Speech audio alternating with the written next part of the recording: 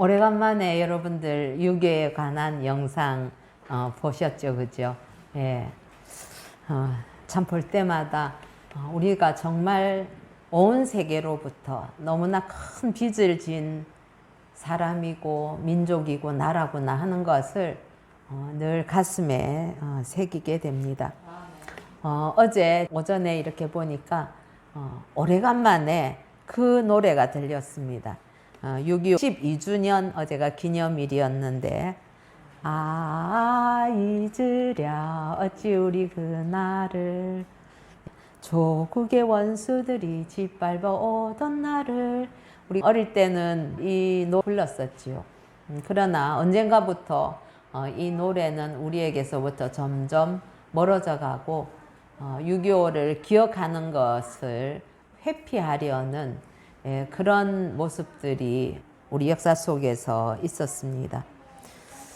정말 순국 선열들, 나라와 민족을 위해서 생명을 바친 그러한 분들, 또 그분들의 유가족들, 지금도 국방의 의무를 다하는 군인들, 또 경찰들, 특별히 우리는 또 지난 2년 반 동안 의료진들이 코로나 가운데서 국민들을 지켜내느라고 참으로 우리가 생각할 수 없는 그런 헌신들을 해왔지요. 그런 분들에게 항상 감사하는 저와 여러분 되어야 하겠습니다. 조금 통계가 오래되기는 했지만은 조선일보가 2010년도에 이제 6.25 60주년을 맞아서 조사를 했다고 해요. 그런데 6.25 전쟁의 가장 큰 책임이 누구에게 있는가라고 물었을 때에 김일성 공산 집단에게 있다 하는 게 57%가 나왔다고 하더라고요. 그런데 20대는 그 책임에 대해서 그렇게 대답한 사람들이 42%만 나왔다고 해요. 그러니까 우리가 시대를 거듭해 가면서 이 6.25에 대한 책임이라고나 할까요? 이런 부분에 대해서도 상당히 생각들을 달리하게 되는구나 라는 걸 알 수가 있지요. 그리고 메가더의 인천 상륙 작전이 갖는 의미에 대해서 벼랑 끝에 있던 우리 대한민국을 살리고 우리 한국의 공산화를 막는 데에 일조한 사건이다 라는 그런 거에 대해서 동의하는 사람들이 전체의 54.7%밖에 되지 않았다고 합니다. 그런데 특별히 보면은 나머지 26.2%는 그 중에서 통일을 무산시키고 오히려 분단에 고착화되는 계기가 되었다라고 부정적인 입장을 밝히는 것도 26%가 넘었다고 해요. 그거는 그동안에 우리나라가 지내오면서 정치적으로 여러 가지 이념이 다른 것에 대한 어떤 산물들이 아닌가 그런 생각을 하게 됩니다. 6.25 전쟁이 남침이다라는 의견에 대해서는 20대의 85%가 긍정을 했다고 하거든요. 반대로 15%는 북침이라고 대답을 했다고 합니다. 그러니까 이건 상당히 왜곡된 어떤 역사의식을 가르쳐 왔다는 걸 알 수가 있습니다. 또한 비용 부담에도 불구하고 통일을 해야 된다 하는 데 대해서는 22%만 찬성을 했다고 하거든요. 그러니까 지금 한 12년 전에 그 통계가 나왔으니까 지금은 어쩌면 참 더 낮아졌을지는 모르겠습니다만 어쨌든 노예 상태에 있던 그런 북한에 대해서 부관심해가는 그런 모습들을 바라보는 것이 우리의 현주소이기도 합니다. 그 당시 저도 이렇게 기억나서 굉장히 놀랐던 일이 있는데 강원도에 있는 어떤 고등학교인가 그랬는데요. 아예 6.25 전쟁이 있었다는 사실을 학생들이 모르는 그런 경우들도 있었고요. 그 다음에 낙동강이 어디에 있느냐 그러니까 그 북한에 있는 강 아니냐 그렇게 이야기를 했다고 하지요. 그런 걸 보면은 이제 물론 뭐 어리고 하다 보니까 어떤 역사나 이런 거에 대해서 또 사회적인 데 대한 관심들이 없어서 그럴 수도 있지만은 이것은 어느 민족이든지 역사에 대한 교육만큼은 이렇게 아주 철저하게 하는데 그런 것들이 우리 사회에는 많이 결여되지 않았나. 그리고 늘 휴전선을 두고 남북이 제치되어 있는 상황인데도 하루하루 별탈 없이 지나가니까 이 전쟁 불감증에 걸린 건 아닐까 그런 생각을 하죠. 그러다가 이번에 우크라이나 사태를 통해서 우리도 그런 상황에 놓일 수 있겠다 하는 그런 경각심이 조금이라도 생기게 된 것은 그나마 다행이라고 참 말하기도 우크라이나한테는 너무 미안한 이야기지만은 어쨌든 역사 속에 우리가 있고 이 역사는 지금 현재를 늘 고정시켜 놓는 것이 아니라 끊임없이 어떤 세력들의 균형을 통해서 움직이는 거구나 하는 걸 우리가 깊이 느끼게 되었습니다. 그리스도인의 역사의식에는 있는 것이 있는가 하면 기억해야 할 것이 있습니다. 예. 잊어야 할 것은 무엇일까요? 주님께서 이미 우리의 모든 죄를 사하신 것. 그래서 과거에 대한 그 죄에 대한 과거의 기억들은 잊어야 되겠죠.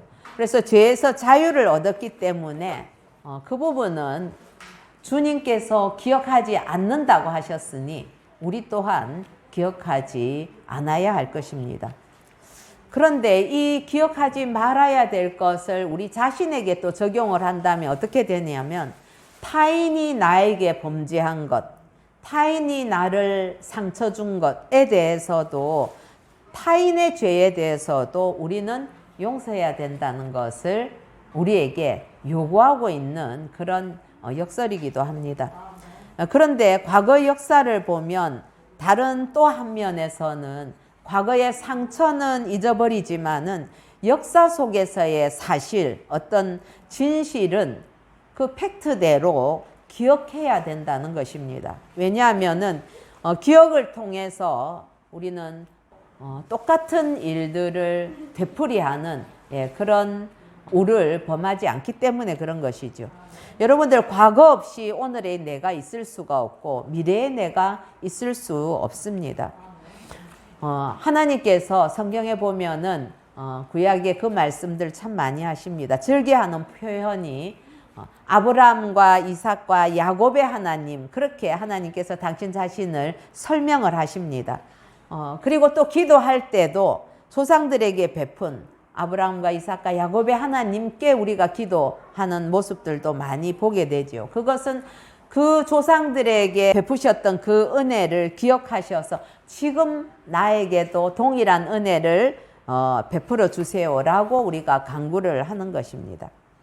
이건 모두가 역사 속에서 하나님을 만나는 어떤 하나의 그 통로가 되기 때문이죠. 그렇기 때문에 늘 말씀드리지만은 신앙은 기억의 연속입니다. 그래서 신앙은 결국은 이전에 하나님께서 나에게 베푸신 은혜가 무엇이었나 그것을 끊임없이 반추하면서 그것을 붙들고 나가는 것이 신앙이라고 볼 수 있습니다.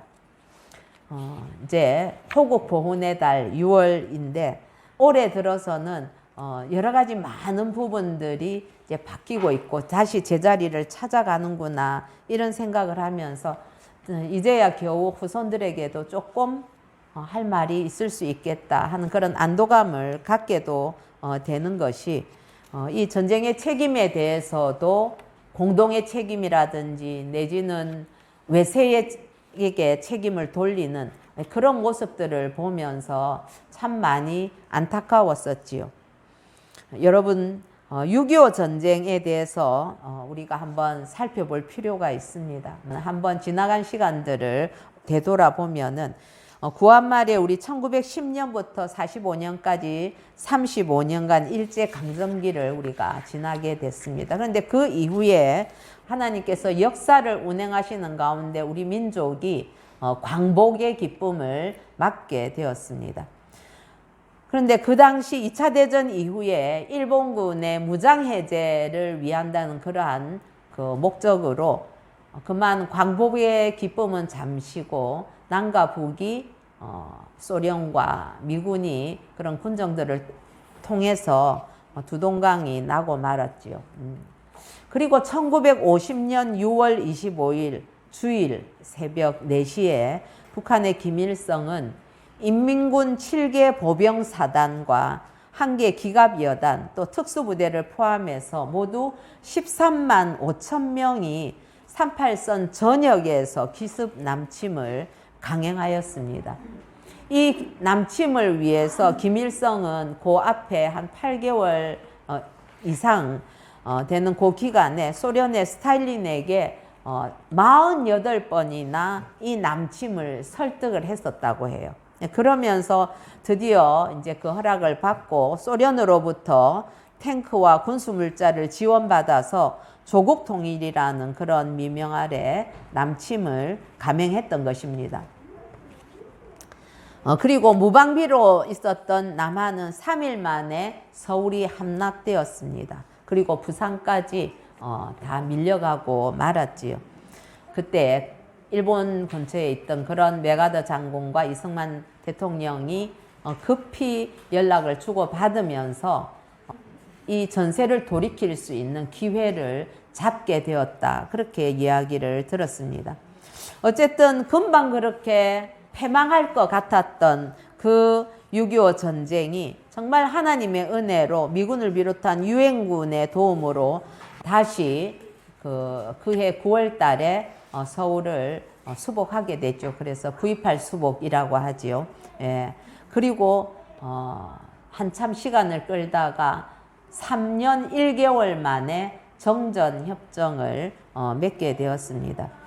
여러분 그때 우리 한국 이 전쟁 6.25 전쟁으로 인해서 죽은 사람들이 얼마나 될까요? 그때 인구나 이런 것들을 생각을 해본다면 엄청난 숫자인데 450만 명이 죽었다고 합니다. 예. 근데 남쪽이 한 200만 명, 북쪽이 한 250만 명 정도 그렇게 추정을 한다고 해요.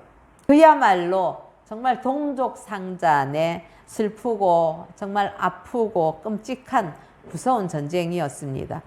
그런데 이 전쟁은 아주 신속하게 16개국이 전투병을 파병했습니다.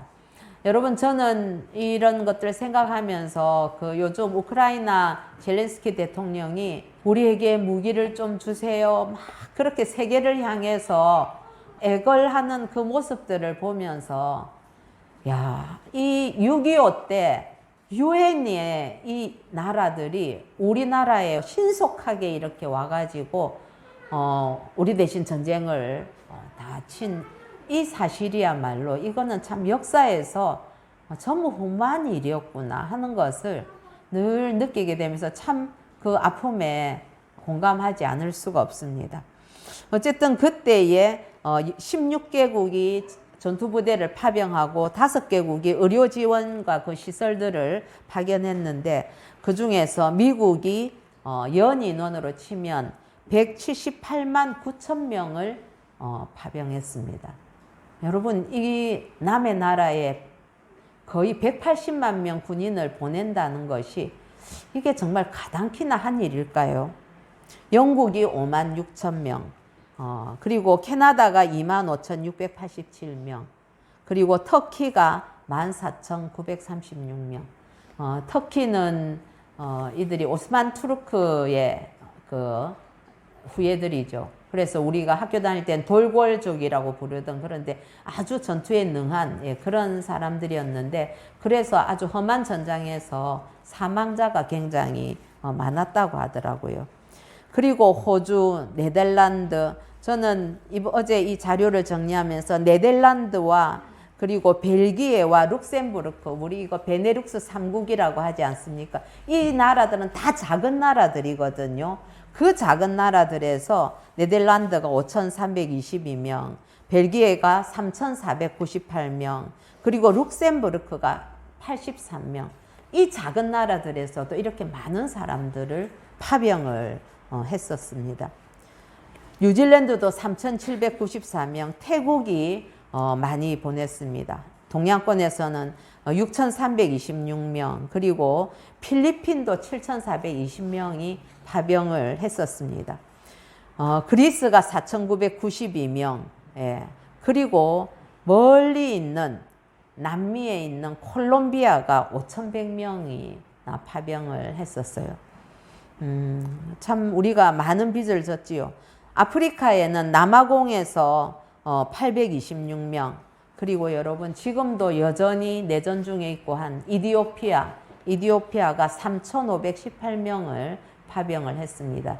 이디오피아에서는 아주 정예 부대들, 말하자면 왕의 친위 부대와도 같은 그런 군사들을 보내서 이디오피아가 가는 곳곳마다 그 전과가 아주 탁월했다고 이야기를 들었습니다.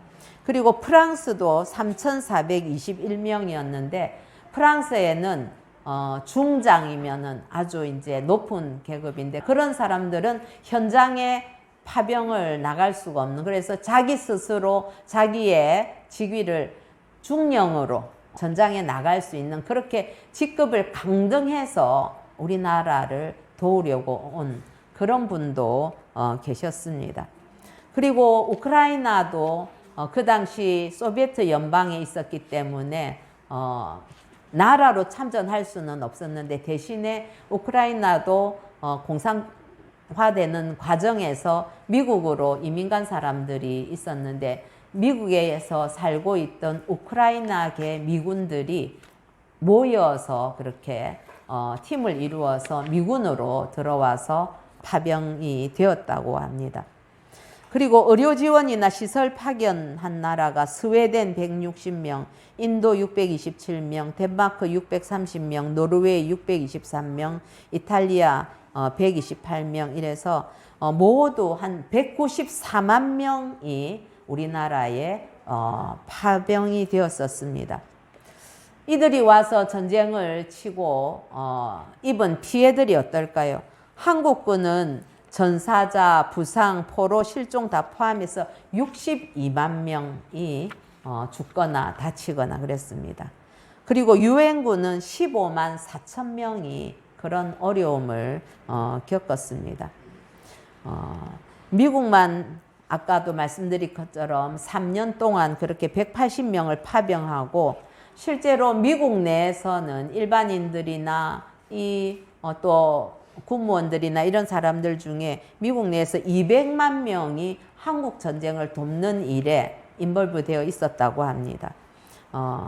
그리고 미군들은 얼마가 죽었느냐? 5만 6천 명이 남의 나라 와서 목숨을 잃었습니다. 부상자가 10만 명이었고요. 실종자가 8천 명, 포로가 7천 명 정도 되었다고 합니다. 현역 미군의 장성들로서 참전한 사람들이 있었습니다. 그런데 자신도 참전하면서 자신의 아들들을 142명이 아버지와 아들이 함께 그렇게 참전한 경우가 있었고 그 참전한 아들들 중에서는 142명 중에 35명이 전사를 했다고 하지요. 그래서 미국이 이 6.25 전쟁, 한국 전쟁에다가 지불한 재정이 180억 불, 16조, 여러분 16조나 되는 돈을 우리나라를 지키는데 이분들이 쏟아 부었습니다. 참 이런 사실들을 바라보면서 정말 멀리 이름도 알 수도 없었던 그런 그 작은 나라, 그런 나라를 돕기 위해서 기꺼이 생명을 바쳐준 그 전 세계에 있는 그 분들에게 정말 감사와 더불어서 우리는 당연히 세계에 대해서 책임감을 가져야 되고 하나님께서 우리에게 놀라운 이런 성장과 발전의 상황들을 주셨는데 이것은 우리나라가 다른 나라들을 함께 도와가는 데에 헌신적으로 일하지 않으면 하나님께서 우리에 대한 책망이 크시겠다. 우리가 받은 빚이 우리의 생각이나 이런 것들을 훨씬 초월하는 것이구나 하는 것을 생각을 하게 되었습니다. 여러분, 하나님께서 베푸신 이 구원의 기적이라고 밖에는 이런 상황을 해석할 길이 없습니다. 어떻게 그 유엔에서 그 당시에 막 유엔도 창설된 지 얼마 되지 않지 않습니까?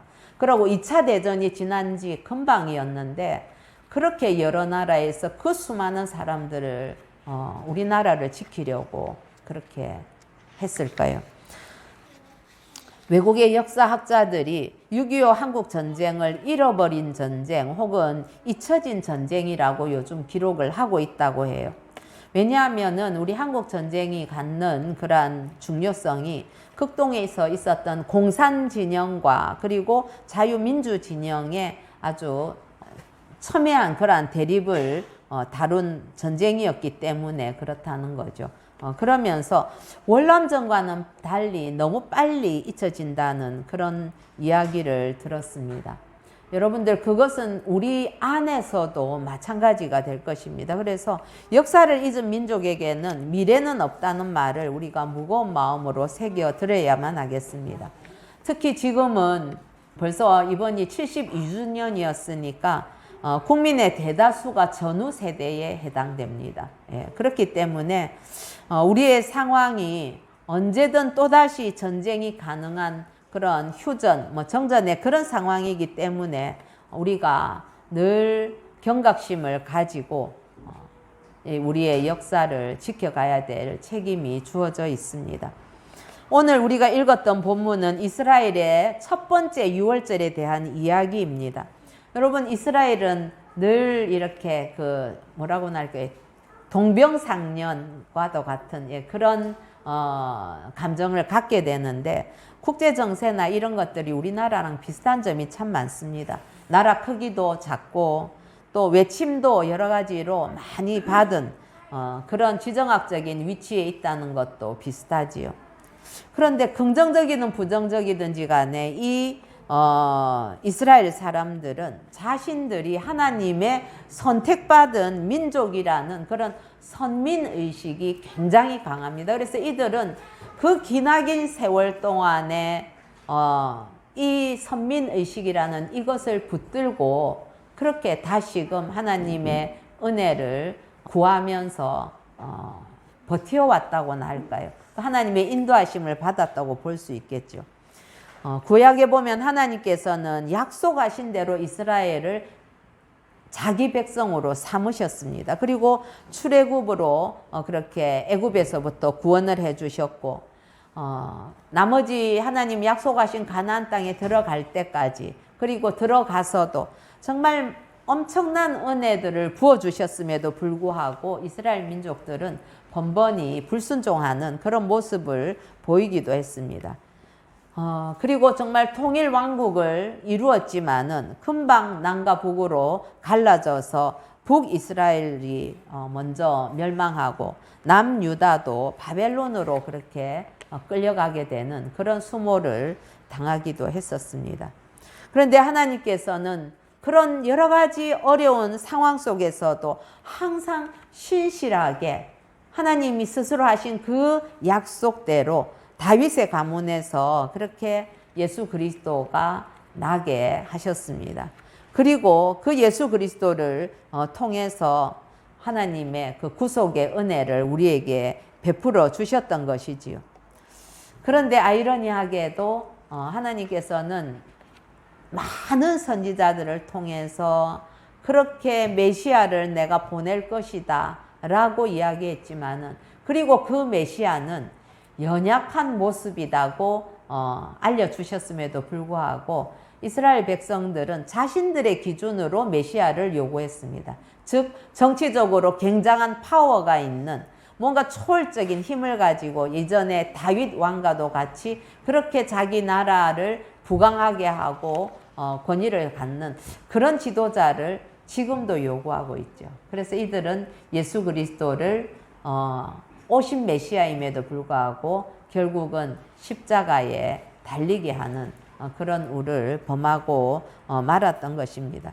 그래서 나중에 주님께서 말씀하신 대로 주후 70년에 로마 제국에 의해서 이 예루살렘은 완전히 초토화되고 이때 죽은 사람들이 그 당시에 2000년 전인데도 여러분 100만 명이 그때 죽었다고 합니다. 그리고 나서 이 유대인들은 전 세계로 그 이전에도 뭐 몇 차례 일을 통해서 그 디아스포라가 생겼지만은 이때 예루살렘 멸망으로 인해서 전 세계로 흩어지게 되었고 2000년 정도를 나라가 없이 살아가는 그런 민족이 되었던 것입니다.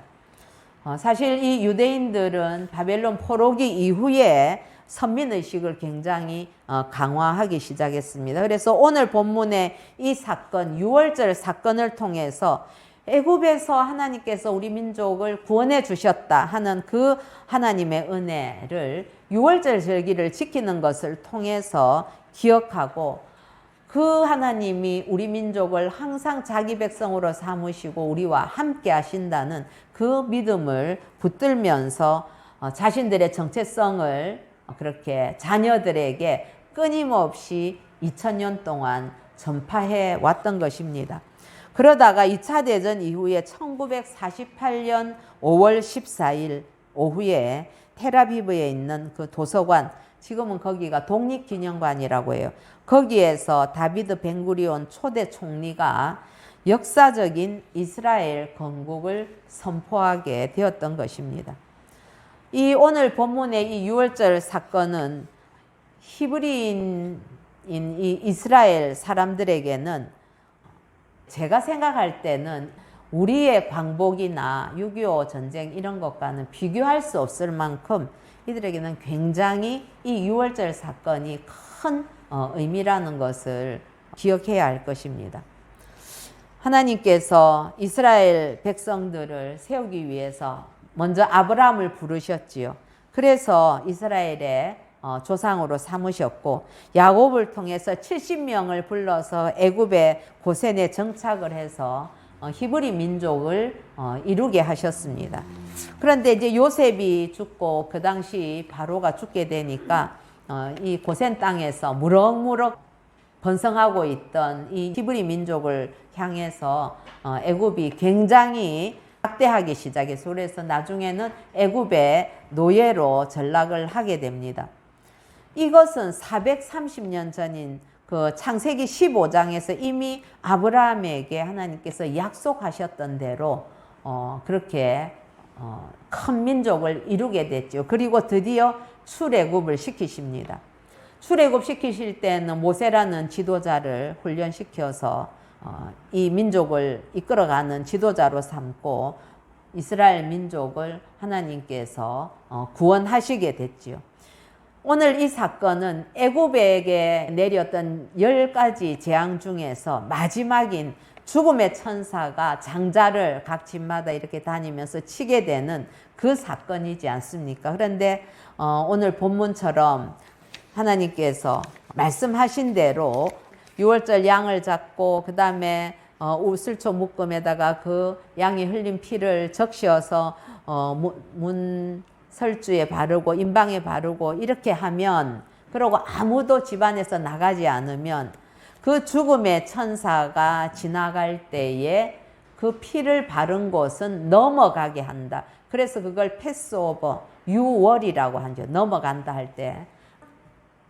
이건 죽음과 생명의 그러한 놀라운 사건이 아닐 수 없습니다. 그런 것을 통해서 하나님께서 이스라엘 백성을 구원을 하시죠. 그리고 그것을 기념하면서 6월절이 되면 지금도 이스라엘 백성들은 함께 모여서 말씀하신 대로 무교봉과 그리고 그 6월절 어린 양을 같이 식사를 나누고 하면서 뭘 하느냐 하면 자녀들에게 이 6월절의 의미를 전달하고 가르치는 겁니다. 오늘 우리가 읽었던 내용에 보면 그런 내용들이 다 들어 있습니다. 구약의 여러 곳에서 하나님께서는 자녀들에게 옛적 일을 가르치라, 옛적 일을 기억해라, 하나님의 구원을 잊지 말고 자녀들에게 전승을 시켜라 하는 것, 정말 귀에 못이 박히게 말씀을 하시죠. 그런데도 이스라엘은 그것을 이렇게 제대로 올바르게 이해하지 못했다고도 볼 수 있습니다. 유대인들은 요즘은 양을 안 잡는데요. 그런데 말씀대로 양 잡는 사람들이 누군가 하면 유대인들이 그 당시에 굉장히 박대했던 사마리아 사람들은 지금도 양을 잡는다고 하더라고요. 그래서 참 하나님께서 베푸신 이 놀라우신 은혜를 기억하기 위해서 유대인들은 여러분 출애굽 이후에 3,400년 동안의 이 유월절의 의미를 가르쳐 온 것입니다. 하나님이 우리를 구원하신 그 날을 기억하고 잊지 말고 가르치라 하는 그 말씀에 순종을 하는 것이지요. 유대인들이 2차 대전 때에 홀로코스트에서 600만 명이 죽어갔습니다. 지금도 여러분 유대인들은 한 3세나 4세 조금 이제 인지가 이렇게 되는 나이만 되면은 그 처참한 광경, 그 사진 이런 것들을 아이들에게 여과 없이 다 보여준다고 합니다. 예.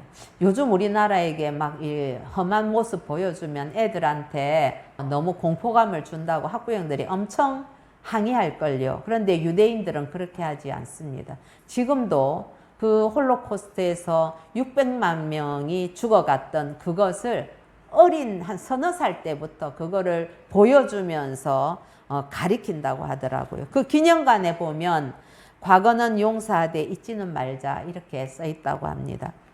저도 2018년에 이제 독일 가면서 제가 그 독일에서 꼭 반드시 내가 꼭 봐야 되겠다고 생각했던 곳이 있었는데 그게 바로 나치 수용소였습니다. 이 나치 수용소가 독일 안에도 여러 곳 있었는데 우리는 이제 아우슈비츠를 알잖아요. 그거는 이제 폴란드에 있는 거였고 저희가 갔던 것은 베를린 근처에 있는 작센하우젠에 있는 수용소였습니다. 정말 그 안에 있는 사진들 그리고 그들이 어떻게 인체 실험을 하고 인간들을 그 유대인들을 다루었던가 하는 그런 것들을 보면서 참 그 핏자국들 이런 것들이 타일에 다 스며 있는 씻어도 지워지지 않는 그런 자국들을 보면서 야, 참 인간의 죄악상이 이런 것이구나. 인간에게 이런 죄성이 있구나. 제가 너무나 놀랐었습니다. 일본도 히로시마 원폭에 대한 이런 기념관을 운영하고 있고 또 제가 키우에 갔을 때도 체르노빌 원자로 그 사고에 대한 기념관을 잘 운영을 하면서 후손들에게 끊임없이 가르쳐 주고 있었죠. 그건 뭐냐 하면 똑같은 과오를 되풀이해서는 안 되겠다는 그런 의미입니다. 사랑하는 성도 여러분, 과거의 역사를 잊지 말고 우리가 정말 다시 똑같은 이 아픔들을 우리 자녀들에게 후손들에게 물려줄 수는 없지 않습니까? 그래서 우리는 가르쳐야 되는 거죠. 오늘 첫 유월절에 나오는 그 어린 양을 잡으라고 했을 때에 이 양은 그냥 조그만 양을 말하는 게 아닙니다. 이것은 결국 우리 인류에게 자유를 주시고 죄에서 구원해 주신 예수 그리스도의 모형이 바로 어린 양이지요. 그래서 예수님께서는 십자가에 달리시기 전날에 어떻게 하셨습니까? 마지막 유월절 만찬을 드셨습니다. 대제사장임에도 불구하고 당신 자신이 친히 유월절 제물이 될 것을 아시면서 만찬을 나누신 거지요. 세례 요한도 그래서 예수님을 처음 봤을 때에 요한복음에 보면 보라 세상 죄를 지고 가는 하나님의 어린 양이로다. 예수 그리스도의 그 유월절 어린 양의 대속의 의미를 말씀했던 것입니다. 유대인들에게 참 이런 치명적인 오류가 있다면 바로 말씀드린 것처럼 하나님의 그 말씀을 자신들의 어떤 전통이라든지 고정관념 속에 묶어두고 유월절 어린 양으로 오신 그 예수 그리스도를 받아들이지 않고 지금도 여전히 또 다른 메시아를 기다리고 있다는 것이지요. 그런데 하나님께서는 얘들아, 메시아는 너희가 잡아서 먹는 그 유월절의 어린 양처럼 그렇게 아무런 힘이 없는 그런 연약한 모습으로 너희를 위해서 제물이 되기 위해서 오는 거야 라고 얘기를 하시는 것 아니겠습니까? 그래서 참 아이러니라는 것입니다. 오늘 이 말씀, 이 출애굽의 사건 이것을 통해서 우리는 몇 가지 생각해 볼 것이 유월절 역사를 기념하고 영원히 지키라 라고 24절에 이야기하죠. 우리 24절 같이 한번 읽어보십시다. 시작. 너희는 이 일을 규례로 삼아 너희와 너희 자손이 영원히 지킬 것이니. 그렇습니다. 두 번째로는 유월절을 삶의 현장에서 기억하라고 교훈해 주십니다. 25절 같이 읽겠습니다. 시작. 너희는 여호와께서 허락하신 대로 너희에게 주시는 땅에 이를 때에 이 예식을 지킬 것이라. 그래서 여러분, 이스라엘 사람들은 이스라엘에 있을 때든 바벨론에 포로로 갔을 때든 다시 돌아왔을 때든지, 그리고 나중에 온 세계에 흩어졌을 때도 자신들이 있는 그 땅에서 이 유월절의 예식을 지켜옴으로 그 민족의 정체성을 이어왔던 것입니다. 세 번째로는 유월절의 역사를 가르치라고 교훈합니다. 26절과 27절 읽어봅시다. 시작. 이후에 너희의 자녀가 묻기를 이 예식이 무슨 뜻이냐 하거든 너희는 이르기를 이는 유월절 여호와의 유월절 제사라. 여호와께서 애굽 사람에게 재앙을 내리실 때에 애굽에 있는 이스라엘 자손의 집을 넘으사 우리의 집을 구원하셨느니라 하라 하며 백성이 머리 숙여 경배하니라. 그렇습니다. 부모가 이 유월절을 지켜나가면 자연스럽게 아이들이 엄마 왜 이 어린 양을 잡아요? 아니면 왜 무교병을 먹어야 돼요? 이런 거를 물어보게 된다는 거죠. 그러면 부모가 그것을 다 하나님께서 일러주신 대로 아이들에게 가르쳐라. 그래서 신앙을 전수해 나갈 책임은 1차적으로 부모에게 있다는 사실입니다. 여러분, 이런 우리 교훈을 주신 것을 우리가 적용해 본다면 다시는 동일한 그런 과오가 반복되지 않도록 늘 준비해야 되겠죠. 그리고 우리가 다음 세대들에게는 중요한 교훈을 남겨야만 할 것입니다. 그래서 우리의 한 세대가 지나갈 때에 증오가 아니라 역사를 남겨야 된다는 겁니다. 여러분, 기독교인일수록 이 역사의식이 투철해야만 합니다. 내가 자식들에게 뭐 물질을 줄 것인가, 뭐 집을 한 채 줄 것인가, 아니면 내 자식은 나처럼 절대 고생하면 안 되니까 고생할 만한 장치들을 다 제거해주는 그런 게 부모가 할 일이 아닙니다. 고난을 이길 수 있는 그 믿음과 말씀을 자녀들에게 유산으로 남겨야만 하는 것이죠. 그리고 희생한 사람들에 대해서 항상 감사하는 마음을 갖도록 가르치고 그때에 구원해 주신 하나님의 은혜에 대해서 늘 영광을 돌려야만 할 것입니다. 그렇기 때문에 우리는 은혜에 감사하고 과거의 상처는 잊고 용서하고 역사는 기억해야만 하는 것이 그리스도인의 역사의식이 될 것입니다. 시간이 조금 갔지만 제가 이제 마지막으로 한 가지 이야기를 하고 마치려고 합니다. 여러분, 우리가 국제시장이라는 영화 옛날에 봤었죠, 그렇죠? 예, 거기가 보면은 흥남부두에서 철수하는 그 이야기가 나왔습니다. 그 당시에 갑자기 그때 1950년에 서울 수복하고 압록강까지 쫙 진격해서 갔는데 그때 중공군이 200만이었나요? 하여튼 그렇게 몰려오면서 정말 1950년 12월 15일부터 24일까지 이게 뭐 군인 10만 명, 민간인 10만 명을 급히 퇴각시키는 초유의 작전이 시작되었다고 합니다. 그래서 배를 무려 193척을 띄웠다고 해요. 그렇게 해서 이제 이 군인과 민간인을 구원하려고 한 거였습니다. 그런데 맨 마지막에 날이었던 22일 날 빅토리호라는 배가 한 척 남았는데 그게 상선이었습니다. 그건 7,600톤짜리인데 정원은 60명. 거기에다가 사람을 다 실른다고 하면 최대 한 2,000명 정도 실을 수 있는 그런 배였다고 하는데 그 당시에 마지막 배를 인 줄도 모르고 기다리고 있던 그 흥남부두에는 피난민들이 10,000명 이상 몰려들었었다고 해요. 그래서 그들 중에는 정말 십자가 들고 막 주님 앞에 기도하는, 저 배를 타고 빠져나가게 해달라고 기도하는 중고등학생 아이들, 그런 애들이 되게 많았다고 하더라고요. 그러니까 흥남에도 기독교인들이 무척 많았다는 이야기입니다.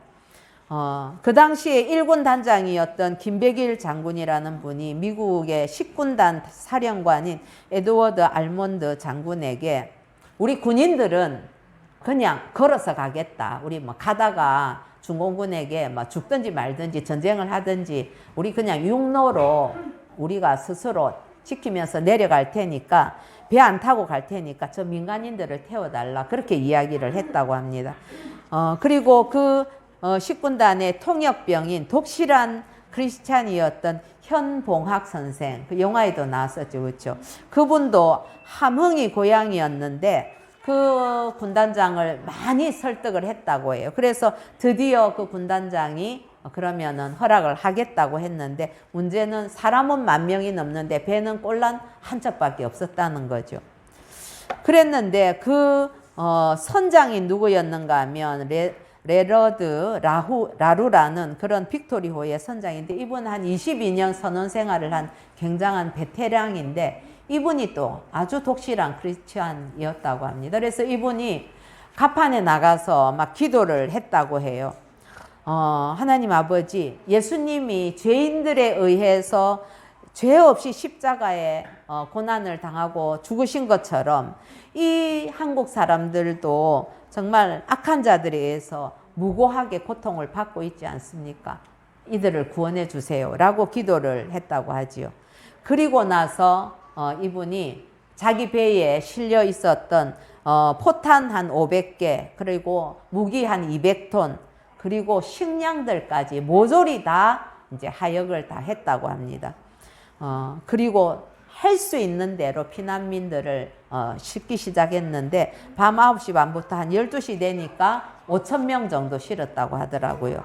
그런데 밖에는 여전히 많은 사람들이 있었죠. 그러니까 그걸 보고 먼저 탄 피난민들이 자기들의 그 짐도 옷가지 이런 거 자기들의 먹을 거 이런 것도 다시 다 버리기 시작했다고 해요. 예. 그러고 이 배가 최고 실을 수 있었던 거의 7배인 14,000명을 그 크지도 않은 그 배에 실었다고 합니다. 그리고는 그 16시간 동안이나 14,000명을 실어서 그 다음날 정오가 되어서 배가 갈 수 있었는데 그런데 그 당시에 흥남부두 근처에는 기뢰들, 바다에 떠다니는 그 수리탄 같은 폭탄들이 완전히 깔려 있었다고 합니다. 그래서 그 일주일 전에 미군 군함이 4척이나 침몰을 그런 사건이 있었죠. 그런데 여러분, 이 빅토리호는 상선이기 때문에 레이더 장비 이런 것도 없었다고 합니다. 그런 가운데 이거 빠져만 나가도 기적이다 싶은데 그때가 언제입니까? 여러분, 한겨울이지 않습니까? 12월.